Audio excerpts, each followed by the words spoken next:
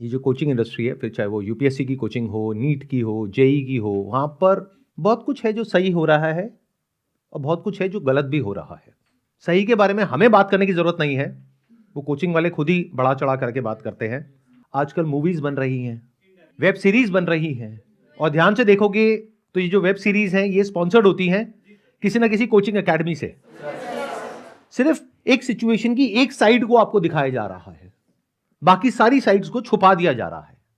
तो क्या हो अगर आज के सेशन में उस साइड के बारे में बात करें जिसके बारे में रेयरली कहीं पर बात होती है लेकिन होनी चाहिए।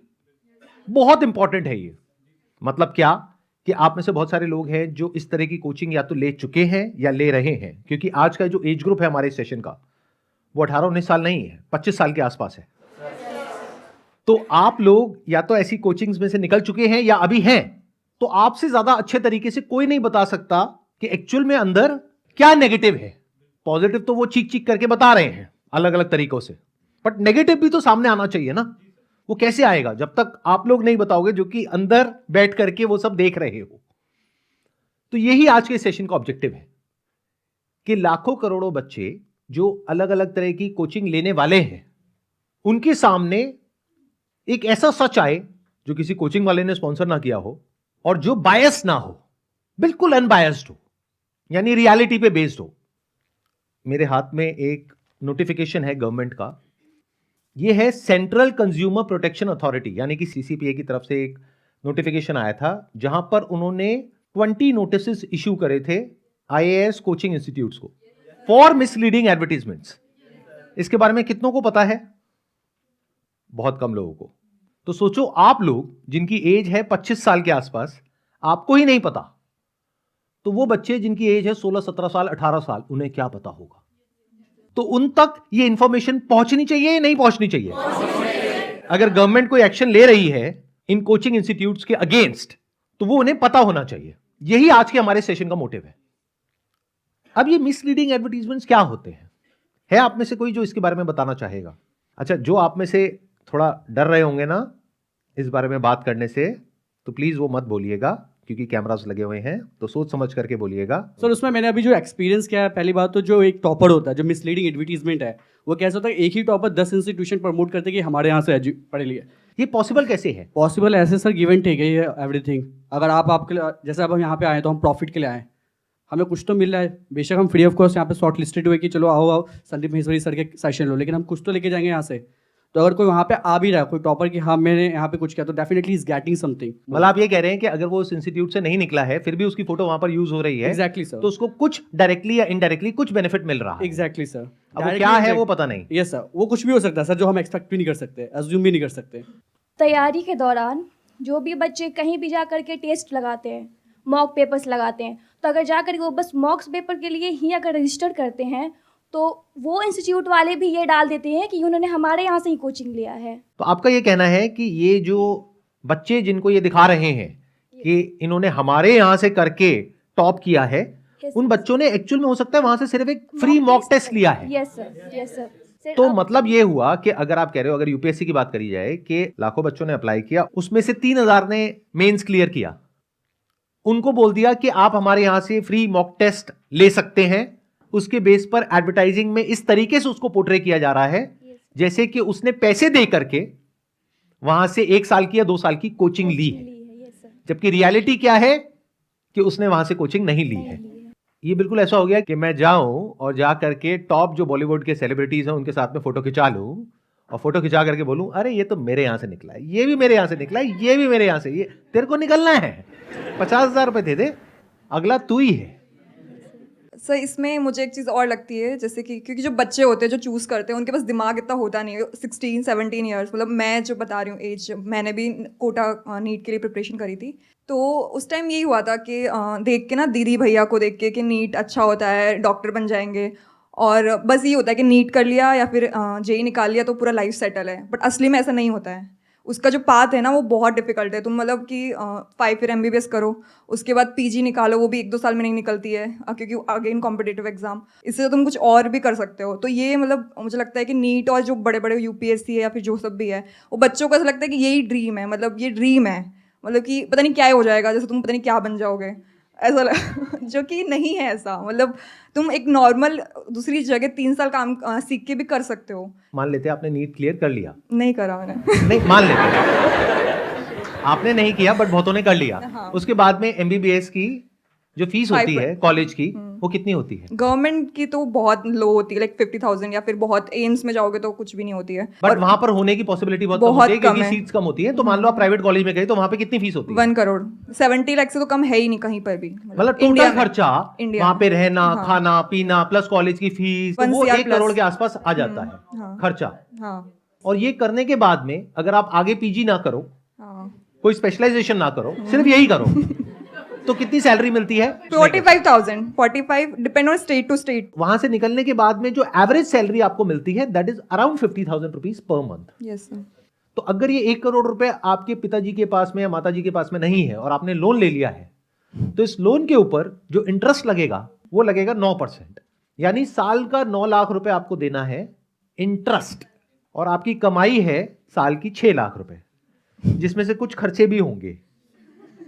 तो इसके ऊपर एक बहुत बड़ा क्वेश्चन मार्क है कि क्या ये रास्ता जिसके पीछे पूरी दुनिया दीवानी है, क्या ये रास्ता सबके लिए सही भी है या नहीं है? मुझे यही बोलना चाहती हूँ यूपीएससी के बारे में कि कुछ बच्चे सिर्फ एक टीचर को देख के, एक पर्टिकुलर टीचर को देख के सिर्फ एक कोचिंग में जाते हैं, लेकिन वहाँ पर क्या होता है कि वो सिर्फ आपको एक सब्जेक्ट का कोर्स नहीं देंगे, वो आपको सिर्फ बहुत ज़्यादा कंबाइंड सब्जेक्ट का, मतलब कि आप सिर्फ एक टीचर को देख के जा रहे हो कि ये टीचर अच्छा पढ़ाता है, आपने कहीं से सुना है या यूट्यूब से देखा है या शॉर्ट पे देखा है, लेकिन वहाँ पे जाके वो आपको जीएस की, मतलब हिस्ट्री, ज्योग्राफी, पॉलिटी की सबकी कंबाइंड कोर्स देते हैं, जो बैठते हैं 1-1.5 लाख रुपए बैठ जाते हैं। ये जो एक टीचर होता है जिसको देख करके बच्चे दीवाने हो जाते हैं, यस सर। अरे सर यस। उनकी बातें सुनते हैं तो सर बड़ा अच्छा लगता है, मन करता है बस सुनते ही रहो। तो ये जो दीवानगी होती है एक टीचर के लिए, उनके इंस्टीट्यूट को आप ज्वाइन कर भी लेते हो, करने के बाद पता लगता है कि वहाँ पे तो हजारों बच्चे हैं आपके जैसे, और वो जिनको देख के आपने ज्वाइन किया है उनके पास तो टाइम ही नहीं है आपके लिए। Yes sir. ऐसा होता है नहीं होता है? तो क्या ये पहले उन लोगों को बताना चाहिए नहीं बताना चाहिए सर बताना चाहिए कि भाई वो पढ़ाते भी हैं, या वो सिर्फ यूट्यूब पर वीडियोस में तो दिखते हैं, लेकिन जब इंस्टीट्यूट में आप जाते हो तो साल में एक बार कोई एक आध क्लास में वो दिख जाते हैं, उसके बाद में कुछ अता पता नहीं है जिनको देख करके आप वहां पर गए हो। और एक मेन रीज़न और है जो आपने बोला था कि जो टॉपर्स ऐड क्यों होते हैं, क्यों, और मतलब कोचिंग इंस्टीट्यूट में सबके नाम क्यों आते हैं, मतलब मोस्टली इंस्टीट्यूट ये करते हैं, ये ऑफ़र करते हैं अपनी स्कीम्स के साथ कि अगर किसी बच्चे का प्रीलिम्स क्लियर हो गया या मेंस में उसके कुछ भी क्लियर हो गया, उसके हाई रैंक्स आ रहे हैं, मार्क्स आ रहे हैं किसी भी कोचिंग में, तो वहाँ पे टेस्ट फ्री कर दे, या वो स्पेशल क्लासेस जो उस बच्चे को देते हैं या टीचर्स या फिर लाइब्रेरी देते हैं। Yes sir, not only library, food, even Accommodation। Yes sir, वो रहने मैं ठीक कह रहा हूँ, अकोमोडेशन भी दे देते हैं। यस सर, वो देते हैं। अगर प्रीलिम्स क्लियर है, जैसे इस बार जिन बच्चों का प्रीलिम्स क्लियर हुआ है उनको मेंस की answer writing free, even mains अगर जिनका क्लियर हुआ है इंटरव्यू और खाने तक का फ्री है। जब तक आपको एक interview- मजेदार बात बताऊं, यस सर। ये मेरी यूपीएससी कोचिंग रियलिटी वाली वीडियो अपलोड हुई थी ना, यस सर। तो वहां पे आप नीचे कमेंट्स जा करके देखो, बहुत बच्चों ने वहां पर, क्योंकि वो ब्रेन वॉश हो चुके हैं पूरी तरीके से, यस सर। वो कमेंट कर रहे हैं सर आप ये कैसे बोल सकते हो इनके बारे में, ये तो फ्री में बच्चों को रहना देते हैं, खाना देते हैं, फ्री में उनको कोचिंग देते हैं। मैंने कहा किनको देते हैं, तो मैंने थोड़ा रिसर्च किया, तब पता लगा वो बच्चे जिनका प्रीलिम्स क्लियर हो जाता है। जी जी, जो बच्चे सिलेक्टेड हैं उनको इंटरव्यू के लिए free interview most of the right. Coaching. तो 2 लेयर है अगर आप ध्यान से समझोगे, एक है जिनका मेंस क्लियर हो गया है यानी 3000 बच्चे, उनके लिए क्या है, free mock test, yes sir. जिसकी की वीडियो बनेगी बढ़िया सी और उसकी शॉर्ट्स बनेंगी और सब जगह अपलोड हो जाएंगी, और स्पेशल और उसमें कुछ इतने कमाल के क्वेश्चंस पूछे जाएंगे कि वो वायरल हो जाएगी। और जैसे ही वो वायरल हुई तो बच्चे दीवाने हो गए। सिर्फ एक मॉक टेस्ट के बेसिस पे कि ये यहाँ पे गया है, ये बच्चा हमारे पास मॉक टेस्ट देने आया है, तो वो उसे अपने फ्रेम पे या अपने ही बैनर पे लगाते हैं। इसके पीछे ना 2 रीजंस हैं कि वो टॉपर्स क्यों नहीं बोलते हैं। एक है ग्रीड, एक है फियर। अब ग्रीड सिर्फ पैसे की नहीं होती है, ग्रीड फेम की भी होती है। अभी मेरा ये क्रैक हुआ और इतने बड़े सर मेरे बारे में इतना कुछ बोल रहे हैं, मेरी वीडियोस अपलोड हो रही हैं, स्प्रेड हो रही हैं, वायरल हो रही है, होने दो, मेरे को क्या फर्क पड़ता है। That is one. तो उसको क्या मिल रहा है, फेम मिल रहा है। अच्छा, अंदर की कोई सेटिंग है या नहीं है उसके बारे में हम कुछ नहीं कह सकते विदाउट एनी प्रूफ, तो उसकी हम बात नहीं करते। दूसरा क्या है, फियर, कि मान लो कोई टॉपर है जिसके अंदर से ये आ रहा है कि ये गलत हो रहा है, मान लो आप ही वो टॉपर हो और 10 जगह पर आपकी फोटोज यूज करी जा रही हैं, हर एड में फ्रंट पेज पे आपकी फोटोग्राफ है, AIR1 ये नाम है, और इस कोचिंग में, और दूसरी कोचिंग की एड में भी है, तीसरी में भी है, चौथी में भी है। अब आप वो देख रहे हो, आपको अंदर ही अंदर गुस्सा तो आ रहा है, और आपने अपने पेरेंट्स से बात किया कि क्या मुझे कुछ करना चाहिए इनके अगेंस्ट। आपके पेरेंट्स क्या बोलेंगे कि छोड़ना बेटा, अपने काम पे ध्यान दे, कहां इन लोगों से लड़ेगी। मतलब क्या है, डर कि अगर मैंने इनसे पंगा लिया तो मैं तो इनका कुछ नहीं बिगाड़ सकती, ये मेरा बहुत कुछ बिगाड़ सकते हैं, तो क्यों पंगा लेना है, छोड़ो ना। तो जिस इंसान की ऐसी अप्रोच है, क्या वो IAS बनने के लायक है? No sir. तो गलती सिर्फ इन कोचिंग इंस्टीट्यूट्स की नहीं है, आपकी भी है। Why are you saying students? आप ही तो वो स्टूडेंट्स हो, यस सर, ट्रू। आप ही तो वो एस्पिरेंट्स हो, यस सर। आपसे अलग थोड़ी हैं कि दूसरे प्लेनेट से थोड़ी ना आ रहे हैं। अच्छा, अब मैं आप लोगों से एक क्वेश्चन पूछता हूं कि अगर आप वो टॉपर हो भी सकते हो, मतलब ऐसे क्यों देख रहे हो, तो आप लोगों को तो यकीन ही नहीं है। मान लेते हैं आप वो टॉपर हो और आपके साथ में कुछ ऐसा होता है, तो क्या करोगे? सर ऐसे केस में अब इतनी मेहनत करता है एक स्टूडेंट, और फिर उसके बाद भी मतलब इतना स्टूडेंट मेहनत करता है, क्योंकि IAS क्रैक करना बहुत मुश्किल है, उसके बाद भी अगर वो ये सब कर ले तो फिर उसके बाद वो कैसे करेगा? मतलब कि अब वो कर दे, फिर उसका वो IAS नहीं बन पाएगा, या फिर उस पर इतने केसेस हो जाएंगे, क्योंकि अगर आप IAS बन रहे हो या फिर कोई भी कुछ बन रहे हो और आप पे इतने केसेस हो गए पहले ही इंस्टीट्यूशन में, क्या अगर आपने किसी इंस्टीट्यूशन के अगेंस्ट कर दिया, वो आप पे केस कर देंगे, आप IAS नहीं बनोगे, क्योंकि आप IAS बनने के लिए आप केस नहीं कर सकते, तो फिर स्टूडेंट वो आगे कैसे फॉरवर्ड करेगा? या तो इसके लिए एक अलग सिस्टम हो। आप कुछ गलत नहीं कर रहे हो तो आपके ऊपर केस कैसे हो सकता है? इसके लिए आपको कॉन्स्टिट्यूशन की बेसिक नॉलेज होनी चाहिए, जो आई थिंक आपको पढ़ाई जाती है। The best defence against defamation is truth. अगर आप उतना ही बोल रहे हो जितना कि सच है, फॉर एग्जाम्पल आप इंटरव्यू में यह बोल रहे हो कि मैंने इनके यहां पर फ्री मॉक टेस्ट दिया था, लेकिन मैंने वहां पर पैसे दे करके कोई कोचिंग नहीं ली थी, फिर भी वो मेरा नाम यूज कर रहे हैं और वहां पर ये नहीं लिख रहे हैं कि मैंने उनके यहां से सिर्फ फ्री मॉक टेस्ट लिया है। अगर आप इतना करते हो तो किसी की हिम्मत नहीं है कि आपके अगेंस्ट कोई भी एक्शन ले ले। जो एक्चुअल में सच है उतना ही बोल रहे हो, किसी को डिफेम नहीं कर रहे हो, बस अपना स्टैंड क्लियर कर रहे हो, तो उसमें कोई दिक्कत नहीं है। दुनिया की कोई ताकत आपका कुछ नहीं बिगाड़ सकती है। इतना तो आपको करना चाहिए या नहीं करना चाहिए? Yes sir. क्योंकि अगर आप ये नहीं करते तो आपकी वजह से, उनको तो छोड़ ही दो जिनकी रग रग में लालच दौड़ रहा है, क्योंकि ये कोई छोटा गेम नहीं है। आज की डेट में जो कोचिंग इंडस्ट्री है उसका साइज है इंडिया में 58,000 करोड़, 58,000 करोड़, और अगले कुछ साल के अंदर अंदर ये हो जाएगा 1 लाख करोड़। तो जहां पर लाखों करोड़ रुपए इन्वॉल्व होते हैं वहां पर सब तरह के काम होते हैं, तो इसकी रिस्पॉन्सिबिलिटी है आप लोगों के ऊपर।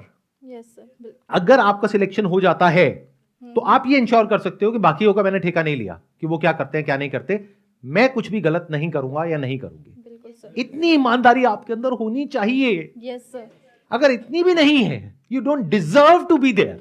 Sir I don't know that if it is a scam, but I really want to ask you कि आपको क्या लगता है उसमें ओपिनियन में, बिकॉज मैं JEE मेंस की क्लासेस मैंने अटेंड करी थी मैंने बैक इन 2018 एंड 19। जब मैं सर वहाँ पे गया तो मैं 4 दिन के बाद मैंने दिमाग से उतार लिया, मैंने कहा भाई मुझे नहीं करनी ये चीज़। बट जब हम सर रिफंड के लिए आस्क करने के लिए जाते हैं ना, तो ये लोग कोचिंग होती है उसकी अमाउंट को सेपरेट कर देते हैं, और जो मर्चेंडाइज है ना उसको ये लोग सेपरेट कर देते हैं। सो फॉर एन एग्जाम्पल कुछ चीज़ें होती हैं जो रिलेटेबल भी नहीं है, आपको ये लोग छाता दे देंगे, आपको ये लोग बैग दे देंगे। अच्छा, उसके भी पैसे होते हैं, वो फ्री नहीं होता सर, सब छाते पे उनकी ब्रांडिंग है। तो कायदे से फ्री होना चाहिए। कायदे से सर फ्री, इनको पैसे देने चाहिए हमको, because we are promoting their business. Right, क्योंकि आप एक ऑटो रिक्शा की तरह हो जिसके पीछे इनका लोगो लगा हुआ है, आप टी शर्ट पहन करके घूम रहे हो और पीछे कुछ लिखा हुआ है और आप बड़े खुश हो रहे हो। उसमें सिर्फ उनका लोगो होता है, ये भी लिखा होता है बुरी नजर वाले तेरा मुंह काला, या सर ऐसा नहीं होता।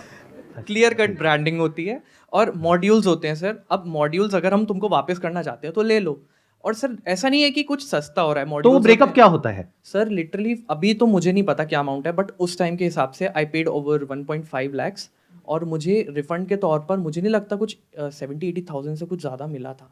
तो मतलब 80,000 रुपए का छाता, सर छाता, बैग और भी सर डायरीज होती हैं, डायरीज? पेन होता है और मॉड्यूल्स होते हैं, टेस्ट मॉड्यूल्स। वो क्या है, प्रिंट आउट ही तो है। प्रिंट आउट से सर, एग्जैक्टली। तो प्रिंट आउट लगा लो 100-200 रुपए का, छाता लगा लो 100-200 रुपए का, सर, सब मिला करके जो कॉस्ट आई वो आई 2,000 सर वो रुपए। कॉमिक बुक टाइप की रद्दी होती है ना, हाँ, वैसी हाँ। क्वालिटी की। और मैं कोई ऐसे इंस्टीट्यूट की भी नहीं, मैं नाम नहीं लूंगा, बट ये बहुत नामी इंस्टीट्यूट की तरफ से मैं निकला था बाहर। जब आप पैसे वापस मांगने गए कि 1.5 लाख रुपए में से 70,000 रुपए 80,000 रुपए इन्होंने छाते का, डायरी का और बैग का काट लिया है, जिसकी कॉस्ट एक्चुअल में 1,000 रुपए भी नहीं है। बिल्कुल बिल्कुल सर, तो ये स्कैम है। हाँ, अगर आपको वहां पर 4 महीने हो गए होते, फिर वो पैसे काट रहे होते बेस्ड अपॉन कि भाई हमारा कोचिंग में इतना पैसा लग गया, ट्यूशन फीस लग गई, ये लग गई, वो लग गई, समझ आता है। 4 दिन में 1.5 लाख में से 70-80 हजार रुपए काटना फॉर ऑल दीज थिंग्स जिसपे उनकी ब्रांडिंग है, तो ये तो अनफेयर है। मेरा ये कहना है कि जैसे एमपी से या कोई भी स्टेट से आता है लड़का कोचिंग के लिए, तो उसमें ट्रैप वहीं से बन जाता है, फिक्स हो जाता है कि मुझे इस कोचिंग में जाना है तो जाना है। और आज का सोशल मीडिया का युग है, तो इस युग में वो पहले ही से ट्रैप बना हुआ है। आते हैं भीड़ की तरह, 500-800 बच्चे हर बैच में लगातार बढ़ रहे हैं और बैच एड ऑन होता रहता है। जैसे शुरू में आज के टाइम यदि कोई भी बैच शुरू हो रहा है तो उसको एक सेपरेट स्थिति में रहेगा, उसके बाद फिर ये बैच दूसरा बैच मर्ज करके इकट्ठा कर दिया जाएगा। चलो इसको ऐसे देखते हैं कि अगर मैं उनकी जगह होऊंगा तो मैं क्या करूंगा। मेरी अपनी एक यूपीएससी कोचिंग की एकेडमी है जहां पर हजारों बच्चे पढ़ते हैं, तो मेरे हिसाब से क्या सही है, क्या गलत है, क्या होना चाहिए, क्या नहीं होना चाहिए। सबसे पहले तो मेरे अपने माइंड में मुझे खुद को ये क्लियर करना है कि मेरी ये जो पैसे की भूख है वो कब मिटेगी।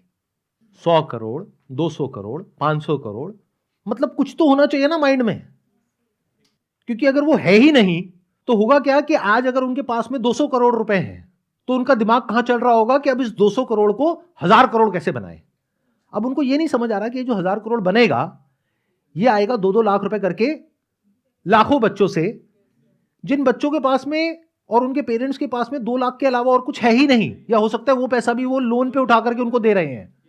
और ये आदमी ऑलरेडी 200 करोड़ लेकर के बैठा है, यानी कि इसकी आने वाली 200 जनरेशंस बैठे बैठे खा सकती हैं, फिर भी ये पैसे के पीछे पागल हुआ पड़ा है। अब ये मैं किस बेस पे बोल रहा हूं, ये मैं सिर्फ बोल नहीं रहा हूं, मैं ऐसे जी रहा हूं। आज से 12 साल पहले मैंने अपने आप से ये क्वेश्चंस पूछे थे कि कितना पैसा बहुत है, तो मेरे अंदर से आया कि जितना है उतना बहुत है, क्योंकि एक कहावत है, पूत कपूत तो क्यों धन संचय, पूत सपूत तो क्यों धन संचय। मतलब कि अगर आपके बच्चे लायक हैं तो क्यों पैसा इकट्ठा कर रहे हो, किसके लिए कर रहे हो, और अगर आपके बच्चे नालायक हैं तो किसके लिए पैसा इकट्ठा कर रहे हो। तो इस वजह से मैं खुद को रोक पाया। नहीं तो ये जो लालच है ना, जब हमारे ऊपर हावी होता है तो इंसान से ऐसे ऐसे काम करवाता है जो उसको खुद भी नहीं पता होते हैं। और ये जो इंसान होते हैं ना ऐसे, ये भेष बदल के आते हैं। मेरी इस बात को ध्यान से सुनना, ध्यान से समझना, ये भेष बदल के आते हैं। ये अपने आप को ऐसा दिखाते हैं कि इनसे अच्छा इंसान दुनिया में कोई और है ही नहीं।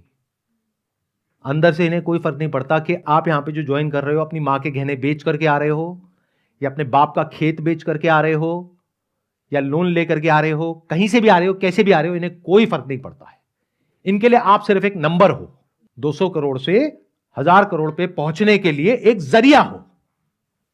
तो अब ये बातें मैं क्यों कर रहा हूं, क्योंकि हो सकता है मेरी ये बातें सुन करके उनको थोड़ी कड़वी भी लगे, लेकिन हो सकता है उनमें से कुछ लोगों के अंदर की जो इंसानियत नाम की चीज है वो जाग जाए, क्योंकि उनको ऐसा बोलने वाला भी तो कोई होना चाहिए ना।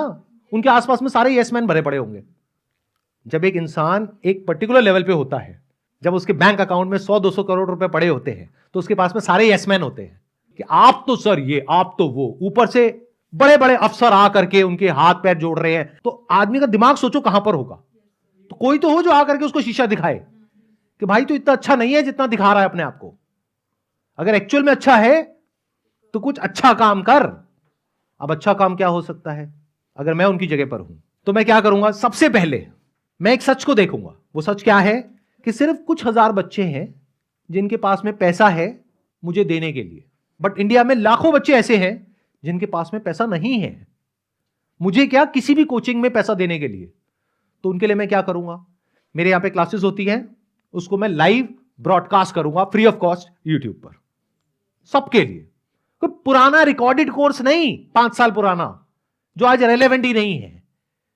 नॉट अ क्लिक बेट कि ऑनलाइन कोर्स की फीस इतनी है, ऑफलाइन की इतनी है। ऑनलाइन कोर्स जब आप लेते हो आपको पता लगता है ये तो 3 साल पुराना है, आज की डेट में रेलेवेंट नहीं है। अब आपने ऑनलाइन के लिए इतना पैसा दिया, लेकिन अगर आपको एक्चुअल में क्रैक करना है तो अब ऑफलाइन के लिए इतना पैसा दो। तो ये बेवकूफ बनाना नहीं है तो और क्या है लोगों को? तो इनको अपने आप से ही पूछना होगा कि क्या मैं अपनी पावर्स को यूज करूं लोगों को और बेवकूफ बनाने के लिए, या यूज करूं एक्चुअल में कुछ अच्छा करने के लिए? नहीं तो उस पावर का मतलब क्या है? तो मैं क्या करूंगा अगर मैं उनकी जगह पर हूं? सबसे पहले absolutely free live broadcast of all my lectures and my faculties lectures, वो सब यूट्यूब पर अवेलेबल होगा, जिससे लाखों लोगों का भला होगा। उसके बाद भी जिसको ऑफलाइन आना है वो आएगा, तो इससे उनके बिजनेस पे एक्चुअल में कोई फर्क नहीं पड़ने वाला है। नंबर 2, मैं क्या करूंगा, ये जो क्लासरूम्स होती है ना, वहां पर ऑन एन एवरेज 500 बच्चे होते हैं। तो मुझे ये बताओ कि अगर उन बच्चों में से किसी के मन में कोई डाउट है तो क्या वो पूछ सकता है? क्या टीचर के पास में इतना टाइम है कि एक एक बच्चे के डाउट क्लियर कर सके? तो किसी को समझ आ रहा है या नहीं आ रहा है, इससे कोई फर्क ही नहीं पड़ता है। तो मैं क्या करूंगा, वही करूंगा जो स्कूल्स में और कॉलेजेस में होता है, यानी कि एक क्लास में जो बच्चे हैं वो मैक्सिमम 100 होंगे, उससे ऊपर नहीं। क्योंकि देखो अगर स्कूल्स में कॉलेजेस में 50 से 100 बच्चे होते हैं क्लास में, तो उसके पीछे कोई ना कोई रीजन है। वहां 500 क्यों नहीं होते? एक स्कूल में एक क्लासरूम है, वहां पर 500 बच्चों को एक साथ क्यों नहीं पढ़ाते? और कोचिंग में ऐसा क्यों हो रहा है? प्रॉफिट। तो फोकस किस पे है? प्रॉफिट पे। बहुत सारे ऐसे लोग हैं जिनका ब्रेन वॉश हो चुका है पूरी तरह से। The moment I speak about all these things, तो उनको ऐसा लगेगा मैं उनके अगेंस्ट बोल रहा हूं या उनके ड्रीम के अगेंस्ट बोल रहा हूं। उनका ये सपना है जिसको उनको बेचा गया है, और ये पूरी दुनिया उनको ये सपना बेचने में लगी हुई है। मतलब अगर आप ध्यान से देखोगे आज जिस तरह की वेब सीरीज बन रही है, उससे आप आइडिया लगा सकते हो कि बच्चे कितने बुरे तरीके से इन सब से इन्फ्लुएंस हो रहे हैं, और उसकी वजह से क्या होने वाला है उनके साथ में आने वाले 2 साल बाद, 5 साल बाद, उन्हें खुद भी नहीं पता है। तो मेरा मकसद सिर्फ इतना सा है कि लोगों को अवेयर कराया जाए। किसी पर्टिकुलर इंसान के खिलाफ या किसी इंस्टीट्यूट के खिलाफ कुछ भी बोलने का मेरा कोई मोटिव नहीं है, क्योंकि मेरा गोल क्लियर है कि मुझे वो नहीं करना है जिसमें कुछ लोगों का फायदा है या नुकसान है, बल्कि मुझे ये देखना है कि मासेस का फायदा और नुकसान किस चीज में है। स्पेशली उनके बारे में सोचना है जिनके बारे में कोई भी नहीं सोच रहा है।